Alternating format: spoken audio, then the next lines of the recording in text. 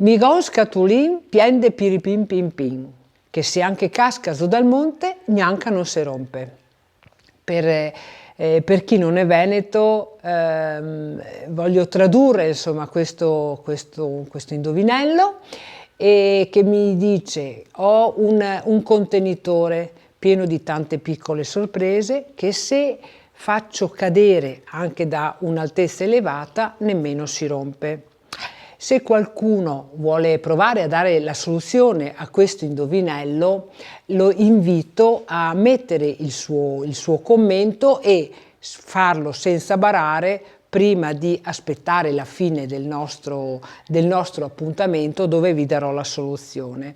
E questo è un piccolo indovinello assieme ad altri detti che io propongo alle famiglie, ai gruppi di amici, ai gruppi di bambini che vogliono trascorrere qualche oretta qui in compagnia a Valgrande, dove noi svolgiamo un'attività di fattoria didattica che propone detti popolari, usanze della tradizione contadina, ma non solo, anche modalità, ecco, della tradizione popolare. Accanto però a delle esperienze dei laboratori legati al consumo consapevole dell'acqua, legati al rispetto dell'ambiente e legati anche alla vita del nostro quotidiano. Alla fine delle nostre esperienze, sempre qui a Valgrande, ci potrà essere la merenda. Allora adesso chiedo e aspetto la vostra risposta per la soluzione del nostro indovinello, che voglio anticiparvi prima della nostra merenda.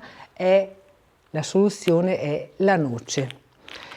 Io credo di essermi anche per oggi meritata la mia merenda. Voglio ringraziare coloro e complimentarmi per coloro che in tutta franchezza hanno risposto al nostro quesito. Voglio a loro rendere un grande grazie e proporre il mio cannoncino preparato in casa e aspettarli per il prossimo appuntamento con la ciaccola e gli sforizzi.